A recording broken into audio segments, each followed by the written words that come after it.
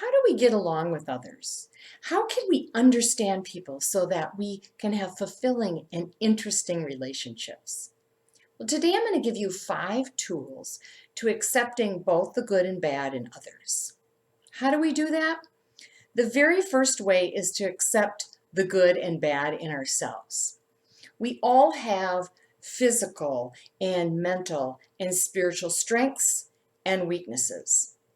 I might be okay with physical discomfort. I train for marathons, and for 20 weeks, I run 4 days a week.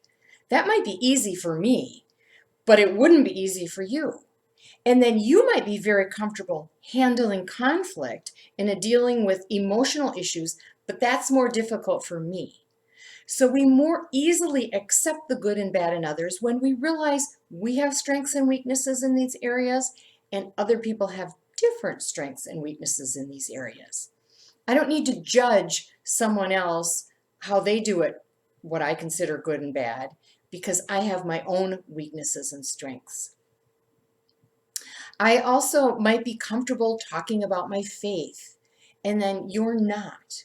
So I can't, it would be unwise for me to label you as unfaithful or for you to label me as overly spiritual because we just haven't come from a different point of view. We can be self-reflective and understand our own physical, mental, and spiritual strengths and weaknesses. The second way to accept both the good and bad in others is to be reasonable. Now, some of you might be married or live with someone who leaves the toothpaste on the counter or their clothes on the floor. But overall, they're a wonderful person. So it's not reasonable to pick on one character trait and paint them all bad. We need to accept both the good and bad in others because we too have good and bad. Avoid the temptation to label people as good or bad. That makes it more difficult to accept both of those character traits in them. The third way to accept both the good and bad is to be strong in yourself. One of my favorite books is called The 4 Agreements, and these are 4 agreements that will improve all of your relationships. And one of those agreements is don't take anything personally. Now, this is a radical thought to some people, and it's really, really empowering. Most often, if not always, when someone makes a comment, it has nothing to do with you. It has everything to do with them.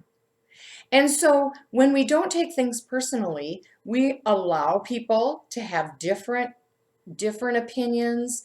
We don't label them as good or bad. We can just accept it and not take it personally and get wounded by someone else's opinion or thought.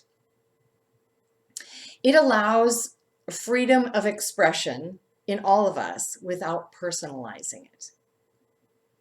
The fourth way to accept both the good and bad in others is to be courageous. Now, the definition of courageous is the mental or moral strength to venture, persevere, and withstand danger, fear, and difficulty. Now, there's very little in our world that is truly dangerous. There are a lot of things that we're fearful of or who are difficult. But when we are courageous, we can persevere and withstand those things. Right now, we're in the middle of COVID. I mean, talk about difficult. People's workplaces are changing, children's school is changing, businesses are going out. We are uncertain when this will end. But when we're courageous, we can withstand the fear and the difficulty. And when we learn how to do that, we can do that with others. And we know that when things are imperfect, when humans are imperfect, or systems are imperfect, or policies are imperfect, when we're courageous, we know we can handle whatever comes our way. This is a great time to work on being courageous. And the fifth way to accept both the good and bad in others is to give grace. Give grace to others for messing up. They're going to do it. Allow others to mess up. And give grace to yourself. End every day by confessing what you've done wrong and committing to doing it better the next day. A fundamental truth to accepting both the good and the bad in others is to realize people aren't machines. They're not perfect. We all do things wrong. We need acceptance from others. Give it to them too. Be well.